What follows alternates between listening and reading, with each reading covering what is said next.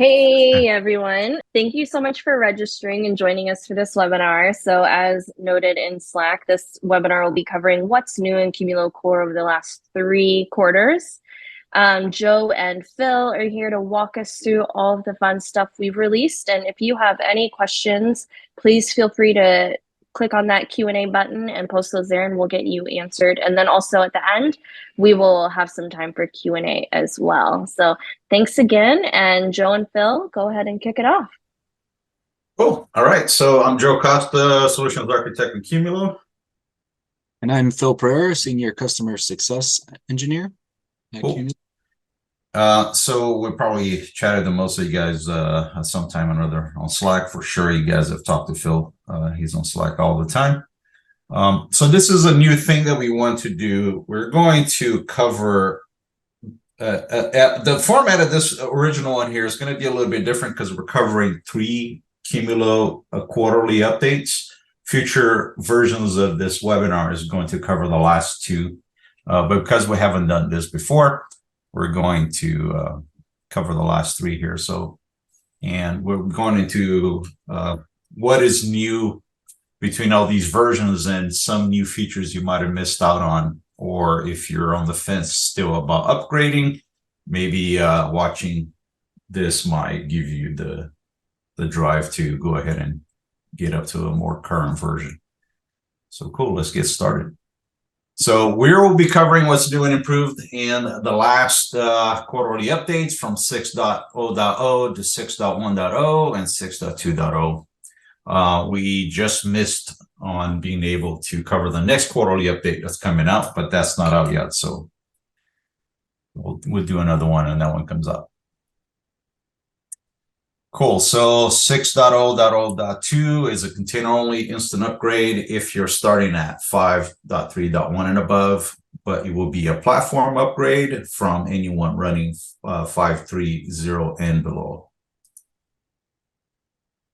Access tokens. So one of the things that we improved on were the access tokens in 6.0.0.2. So access tokens were introduced in 5.3.0. With an access token, you can create a long-lived access token to leverage our REST API. They are long-lived and much more preferred over just a session-based token. What's new with 6.0.0.2 is we've added the ability to add an expiration time to the access tokens, as well as the ability to disable them rather than delete access tokens. And every access token that you create, you can have 2 per account. If you try to create more than 2, it will let you know that you've got already 2 there. And you would have to delete one if you did forget your access token and needed a net new. Yeah, if you're not familiar with access tokens in general, they are an alternative to actually having to store a username and password on some API process. You might be running something against our API, and you might actually be saving a username and a password in a file somewhere. So your scripts will run. This gives you a more secure way of actually having that type of access. So on our S3 service on this release, we enable support for insecure HTTP mode. Previous to this version, every request had to be HTTPS. So this allows you to have HTTP access, which is useful in LAN environments, particularly if you want to test the feature. And we also enable the configuration of a cleanup of stale multi-part uploads. So this automates the remove of incomplete client file uploads. If a client is uploading a large file and that connection somehow is severed and the client never comes back around to finish the upload, we have an automated process that can go behind a background and delete those incomplete files. 1 day is the default period, but you can tune it with that QQ CLI command you see right there. You can make it give your end users a little bit more time to finish the uploads or whatever matches your environment.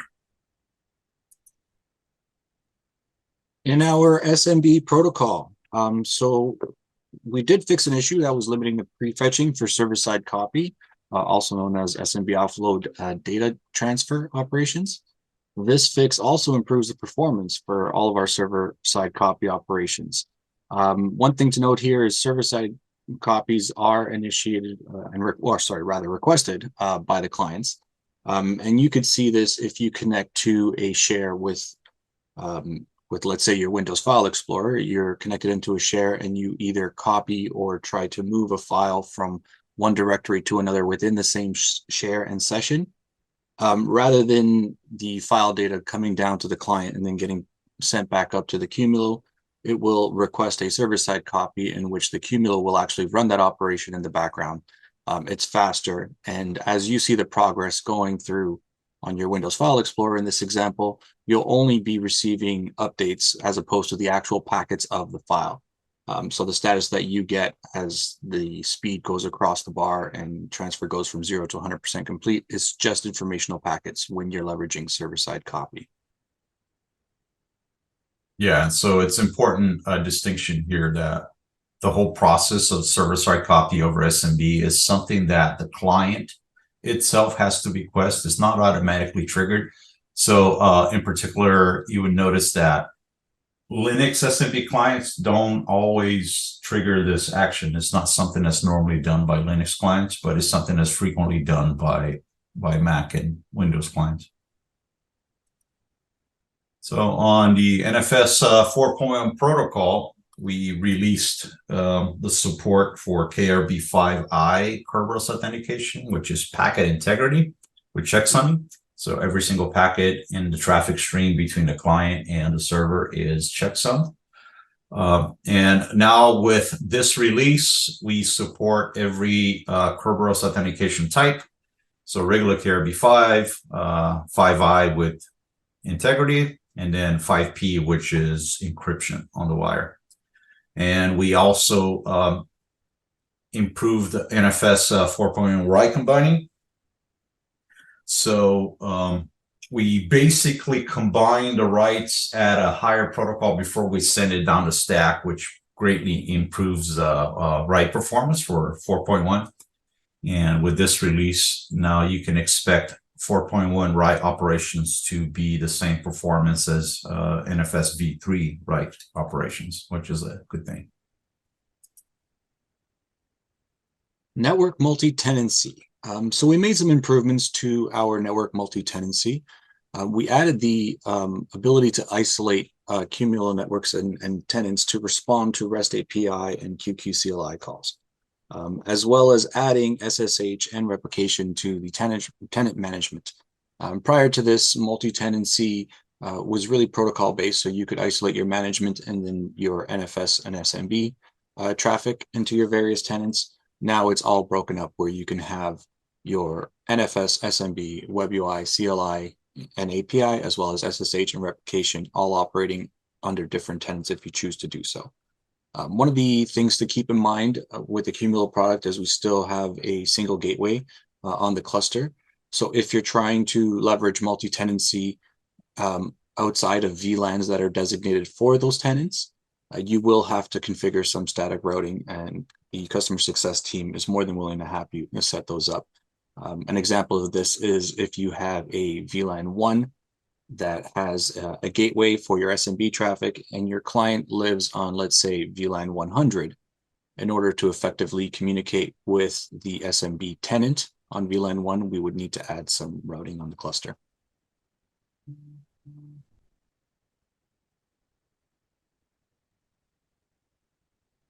All right, so in our data protection, down in the basement of the Qumulo, this is the initial release of our transparent platform refresh, or TPR. So TPR allows you to age out nodes from a cluster without changing the data protection configuration. So what this basically means that for you folks that have been around with us for a bit and you have some of the older nodes and it's time for us to retire those other nodes and replace them with newer Qumulo node models, this allows you to, during the node add operation, to actually just age out the other nodes, but yet retain the same cluster configuration that you have.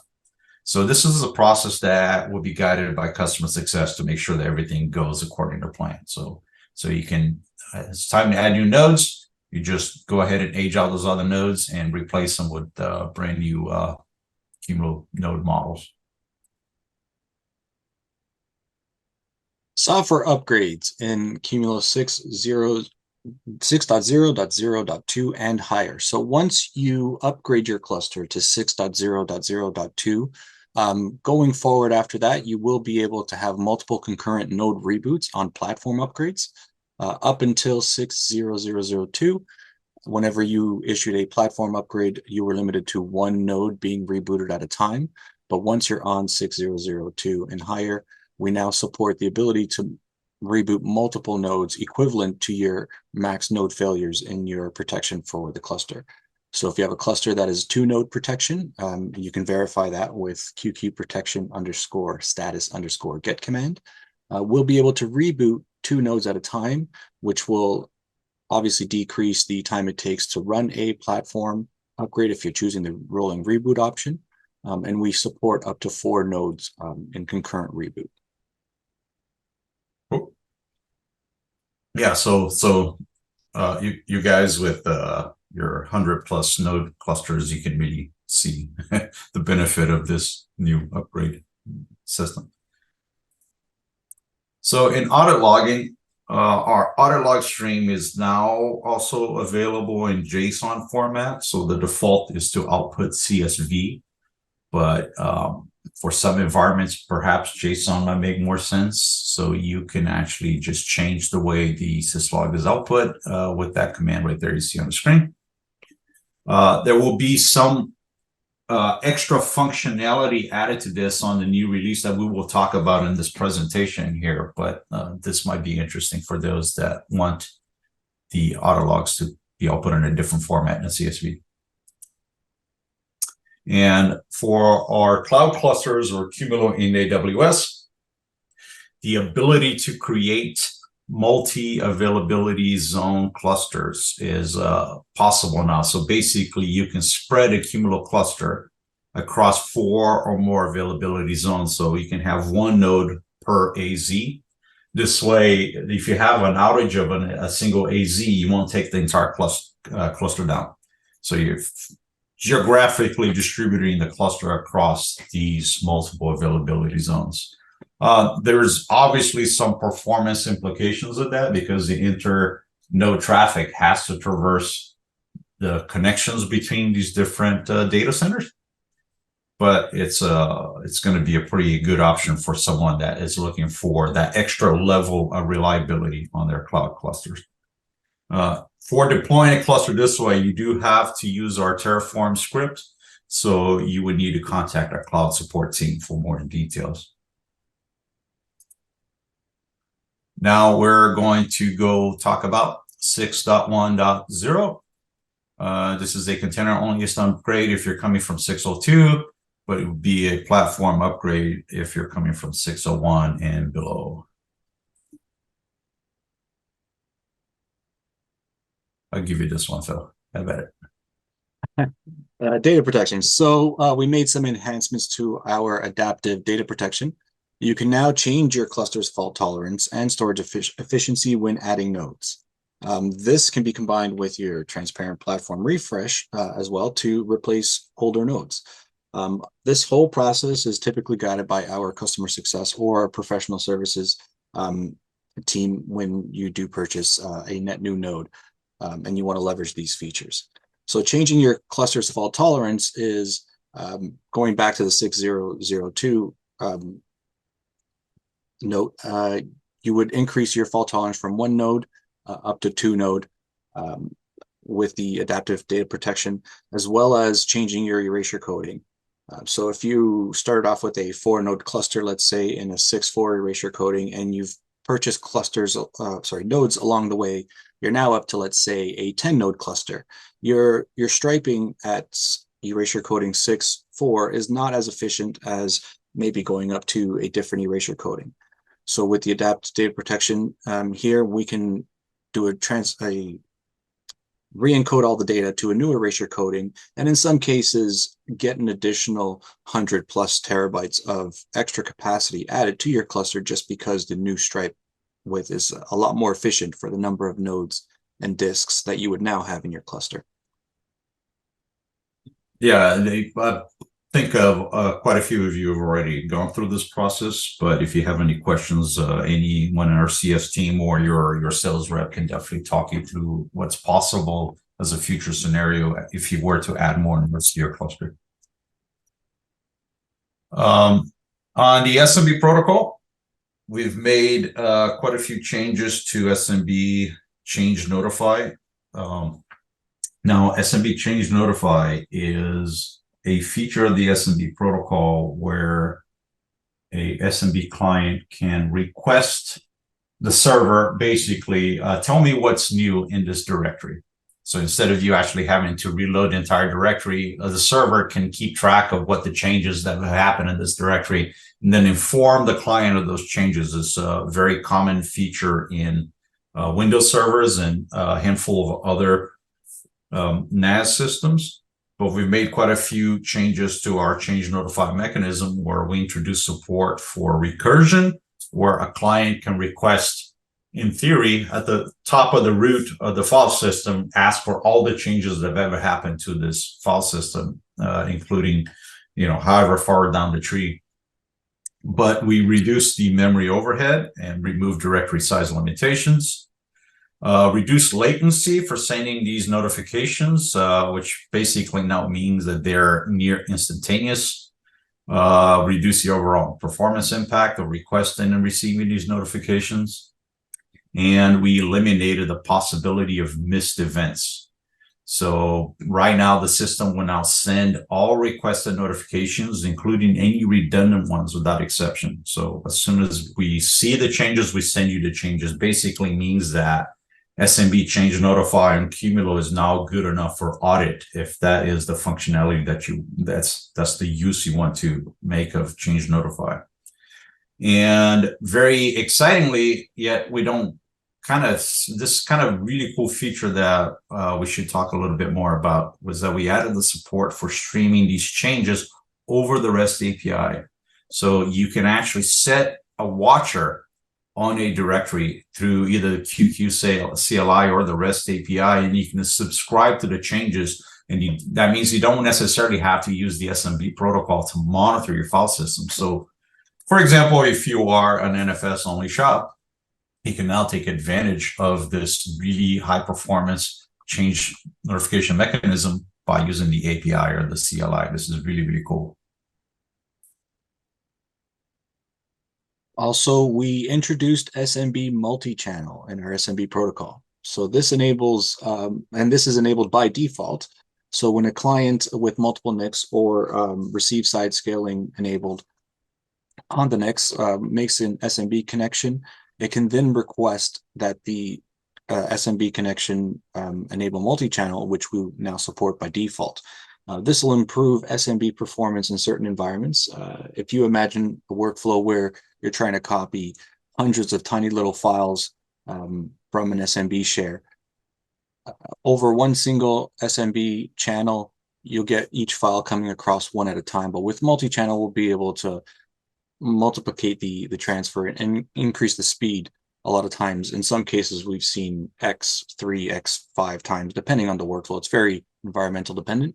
But one thing to note here is that SMB multi-channel was only supported in SMB 3 or higher. So you would need something like a Windows 8, Windows 2012 R2 or higher to leverage SMB multi-channel. And you can hit us up on Slack if you're interested to see whether or not your environment is taking advantage of SMB multi-channel. We can work with you and kind of give you some examples on that. And for 4.1 NFS, we now support read combining. So we talked about write combining before, but now this is read combining, and this can improve performance of read performance of NFS 4.1 in certain scenarios. More performance, more better, more gooder, right? So this is a good thing. And in our S3 service, we added support for pre-signed URLs. Pre-signed URLs are a pretty popular way to send someone a complete link to some file in S3 or some object in S3 where the actual authentication is part of the URL.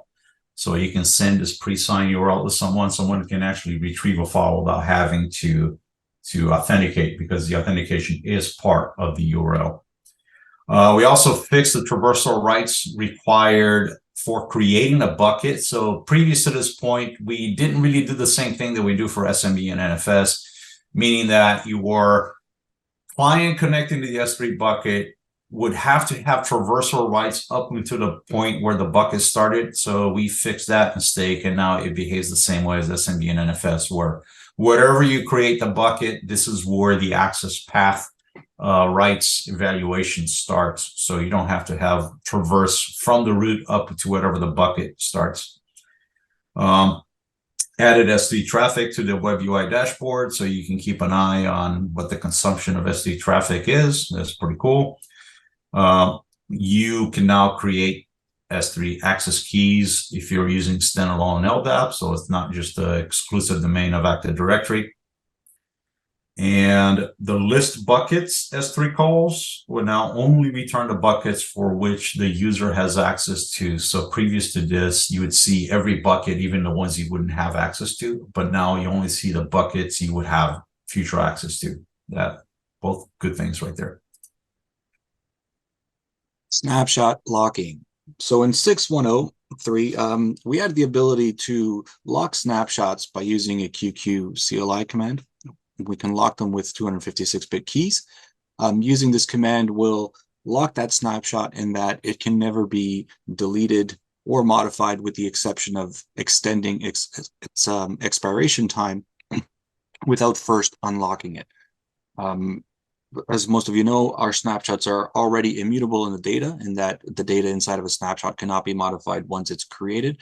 This has just added an additional layer where you can now lock the snapshot itself so that it can't be modified without unlocking first. We also introduced a bug fix where when you were creating a snapshot policy in intervals of either hours or minutes, and you set it to start at a certain time, it would actually start creating snapshots at a time interval relative to the time in which the policy was created itself. So as an example, if you wanted the snapshot to start at midnight and you told it to run every hour, and it was, let's say, 9:30 in the morning when you created the snapshot policy, it would actually start at midnight, 30 minutes past the hour, because it would be relative to the time in which you started the snapshot policy, which would have been 9:30 a.m. that day. And it would run every hour after that, the 30 minutes after the hour, which was a bit offset, not really clean. So we put that bug fix in there in 6.1.0.3 so that they actually start on time of when the policy dictates, rather than relative to your machine time of when you created the policy. All right. So in audit logging, we added some more improvements to go on with the improvements on the last release. S3 operations now show up in the audit log. In SMB stream operations, alternate data stream / resource fork operations now show up in the audit log. And we added some extra information for those clusters configured to output in JSON format. So we basically now have the before and after sort of state for things like changes to the permissions of a file. And we show you the offset and the size of the before and after of a file, where the writes happen. All these changes are specifically put in place for us to better integrate and get certified to use the Varonis auditing platform. So any of you that were interested in using Varonis to audit your Qumulo clusters, all of these changes are there specifically for this. Now, it's not exclusive to Varonis. You can take advantage of all this extra information if you're using JSON output, but this is why we added all those changes. So if you're going to be using Varonis, you should be running this version and above. And in the Qumulo Core internals, we made some improvements to our allocation algorithm, which is kind of down in the base mode of your Qumulo. And this would enable more efficient space, use of free space helps avoid fragmentation in the long run. And it will also improve write performance over the life of the cluster. So this is one of those things that are more forward-looking than something you immediately will feel. But as your cluster gets more and more full, and as you use it over the years, this is one of those changes that will greatly improve the quality of the overall life of your cluster. On the OpenMetrics API, we added some new fields to be leveraged by OpenMetrics. If you have a Prometheus installation or any other sort of time series database installation, and you're leveraging graphing based on the metrics that are gathered, we've now added some additional fields in 6.1.0.3 that can be leveraged for your own time series databases or graphing. Cool. All right, we're going to move on to 6.2.0. Instant from 6.1.2 and platform from 6.1.0 and below. I've noticed that there's a handful of questions on the Q&A. We will get to those in a bit, so fret not. If you have any questions also, please feel free to type them on the Q&A and we'll get to them. So in AD, Active Directory, we added the ability to control whether or not Active Directory should search the trusted domains for LDAP queries. Now, this is slightly confusing as a feature, but it's pretty easy to explain here. So the default behavior out of the box is that we search trusted domains anytime that we need to perform an LDAP query. Now, the type of LDAP queries that would trigger this behavior would be looking up POSIX attributes to match your NFS to SMB client identities. If you're using single sign-on with SAML, that triggers an LDAP query of your AD directory. Using NFS 4.1 with Kerberos, the REST API access tokens that we talked about a little bit earlier today, and S3 tokens, these all trigger LDAP queries. Now, SMB user authentication, either NTLM or with Kerberos, do not trigger this behavior. So basically what this means is that if you disable the search of trusted domains, when one of these operations here get triggered as an LDAP query, we will only search your local domain and not traverse the domain trust. So in some environments, this can actually add quite a bit of a performance improvement if you have a very large, very complex Active Directory environment with a great many different domain trusts. So this is kind of nice to be able to flip that switch on and off. Again, feel free to hit us up on Slack if you want a little bit more information. But this is kind of a good thing for some environments. And also, we disable the automatic creation of DNSA records when you join an AD domain. This is something that's kind of irritated. It's been an irritant in the past, in that when you join a cluster Active Directory, particularly if you're experimenting with like an OVA VM cluster, when you join AD, we attempt to create an A record automatically. So we will no longer be doing this. And because you have to edit your DNS records manually anyway. So just turn off that behavior. NFS protocol changes. So we added the ability to use host name based access control. So up until this point, in order to restrict host access to NFS exports, you had to provide an IP address. So we've added the ability to specify host names in addition to IP addresses and IP address range and network segments to the host access rules for NFS exports. As well, we do support wildcards. Now, one thing to note is that wildcards are supported at the first level only. So if you had domain.star.star.com, we wouldn't be able to support the wildcard at that level. But at the first level, where you have star.mydomain.com, we do support the wildcard search for host names in NFS export restrictions. And we have a link here. If you hit up our docs.qumulo.com administration guide, you'll find the troubleshooting host access rules, NFS exports documentation, as well as other information on this new feature. And you should also note that for this function to work properly, you have to have your reverse PTR records configured correctly for your clients. So we don't do the for lookups, we only do the reverse lookups for this access control. All right, so in role-based access controls, we added the privilege file read access. This is a partner to the file full access right that already exists in the cluster. So this privilege will give read-only access to any file in the system, regardless of what the permissions are on the file. So this is particularly useful if you want to build a backup operator role, for example. Any user that has this right can read any file in the system. Doesn't matter what the permissions are.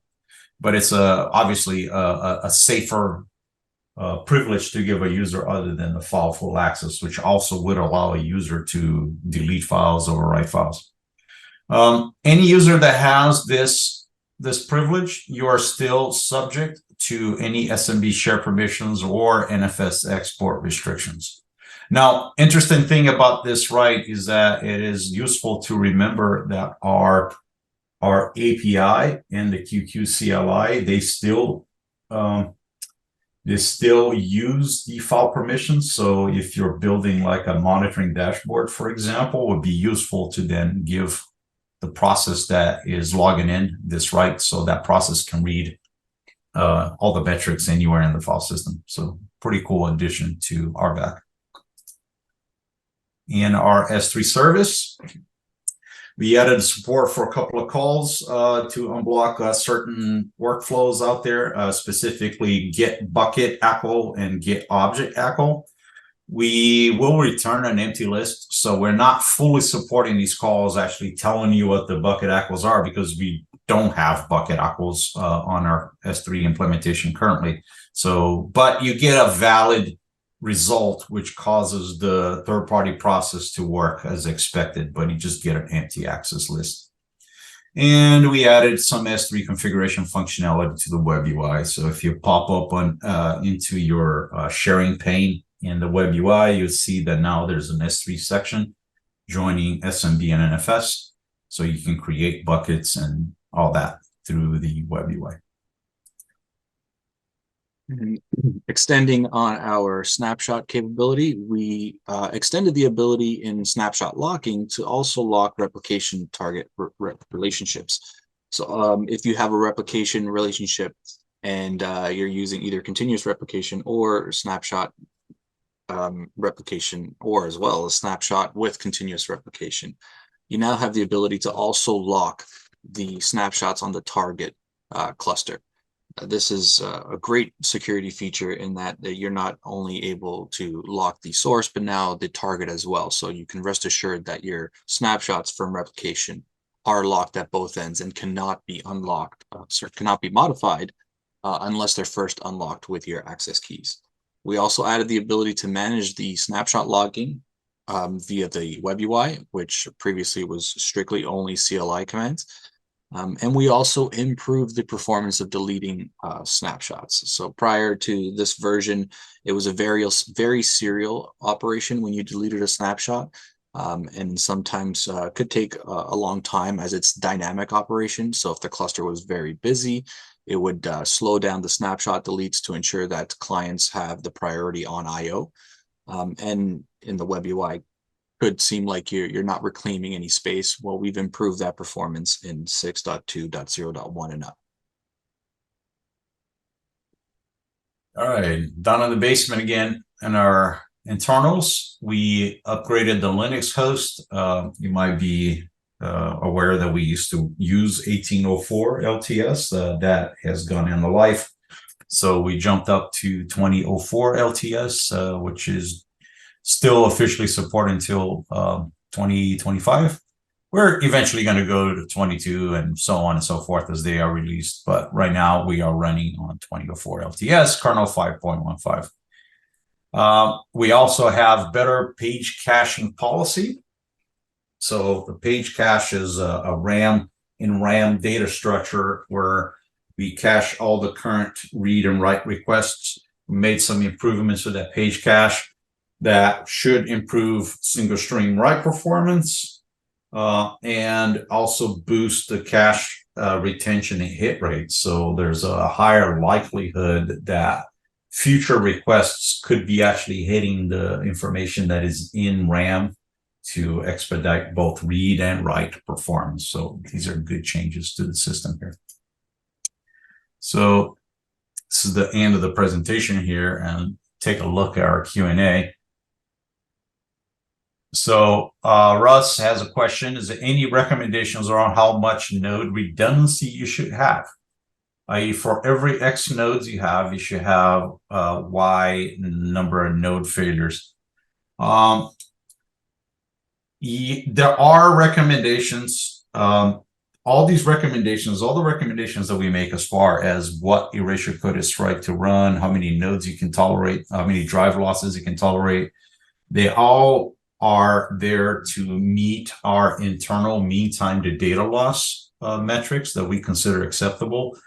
But we also obviously have to balance what that looks like in relation to how much space you as the customer is willing to sacrifice in order to have protection of that data.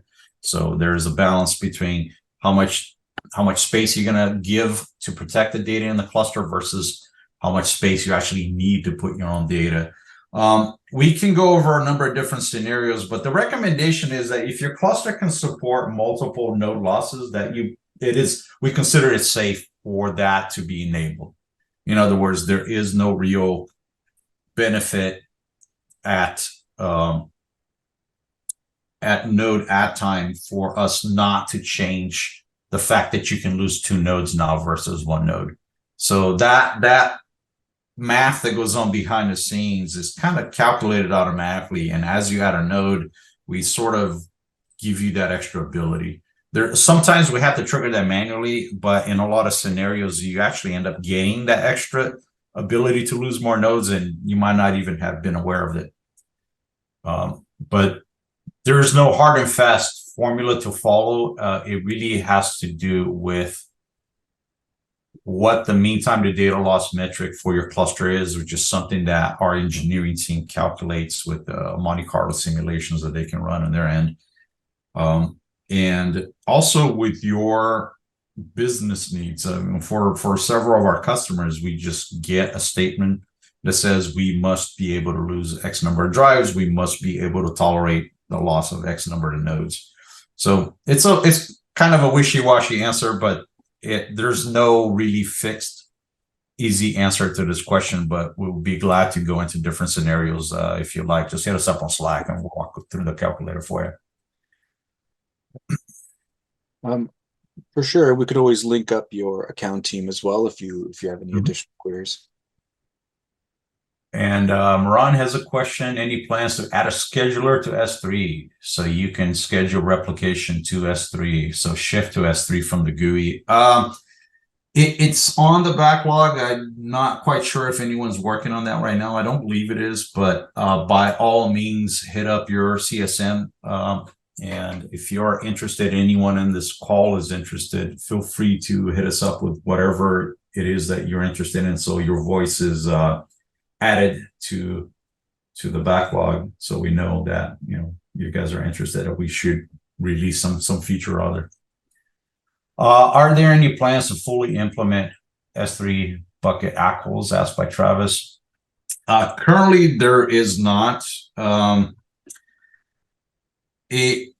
It's on a distant backlog. I think adding more and more S3 functionalities on this on the backlog, but it's not something that we're currently working on. But by all means, let your customer success team and let your sales reps know that you're interested in this. And we might actually end up asking exactly how you want to use that functionality and what's being limited, what's not currently working if you don't have that feature. But by all means, let us know exactly how you intend to use it, and we'll see how we can prioritize that work. There was one question that was answered. Yeah, it was about upgrade paths. Okay. Adelpho answered it, and Oh, awesome. as well. I could demo it really quick. Yeah, for sure. I'll let you drive the screen here. So if you have not popped into Nexus, this would be pretty cool. So I'm going to stop sharing here. Oh, actually, there's another open question. Let me take a look at that real quick. Yeah, go ahead.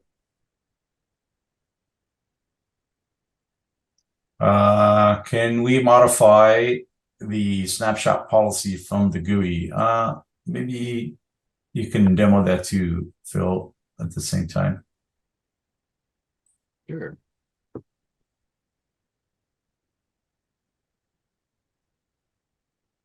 So back to the previous question that was answered. Here's nexus.qumulo.com. So you can log into here. If you don't have access, hit us up on your Slack. We can tie you in with your account CSM. Then make sure you get access. Once you're here in nexus.qumulo.com, you're first presented with all the releases shown. I've expanded the list to show all releases. You'll get the first 6 or so. Then over on the right-hand side, you have your view upgrade path. So on here, you can select the path that you're current, or the version that you're currently on. So let's say I go back to 5.2.0 because I haven't upgraded in a long time, and I want to get to the latest.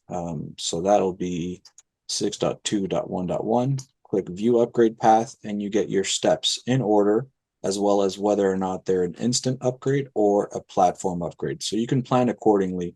Instant upgrades, as shown here, are just a quick 30 seconds as we restart the service, whereas platform upgrades will have you do either a complete or a rolling reboot.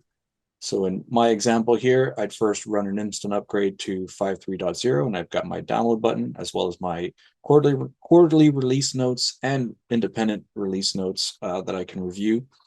Then I'd go up to 6.0.2 platform upgrade, which would be either a complete or rolling. And then 6.1.0.3, which is a platform upgrade as well. But as we covered in this webinar, once I'm on 6.0.0.2, I can now leverage my multiple node redundant reboot. So if I had 2 node protection in this cluster, I could actually reboot 2 nodes at once during a platform rolling reboot upgrade, and it would be a lot faster. And then so on and so forth. So I'd go to 6.2.0.1 and 6.2.1.1 to get to the absolute latest. So this is where you would go now compared to trends in the past. So nexus.qumulo.com. And then policies. So we can create a policy live. Just use my root. Say I want it every day. And I want to start at 02.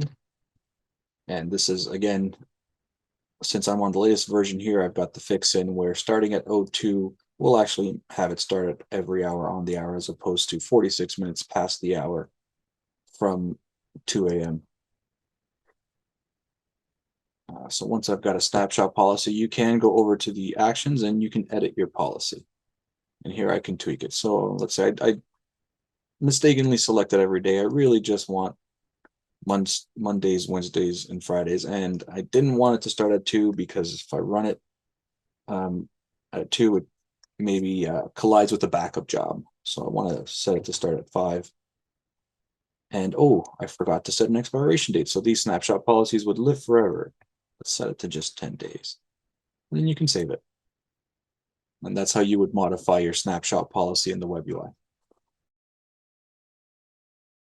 Thank you for joining us. Again, feel free to hit us up on Slack if you have any further questions about any of this stuff. If you want to see any of the things that we talked about, we'll be glad to help you out.